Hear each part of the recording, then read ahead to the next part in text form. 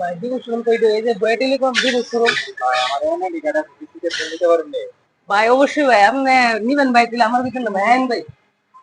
কি মোবাইল নেবেন ভাই? কি মডেল আছে ইউজ করিবেন, দেন ভাই কোন মডেলটা লাগবে আপনার। এখানে আছে একটা ভিভো Y04 464 4128, নিতে পারবেন আপনার কম দামে 12,000 13,000। ভিভো Y19s প্রো 6128, 6000 mAh এর ব্যাটারি, 44 ওয়াটের ফাস্ট চার্জার। এটা নিতে পারবেন কিস্তিতে মাত্র কত জানেন নেই, 17,000 টাকা।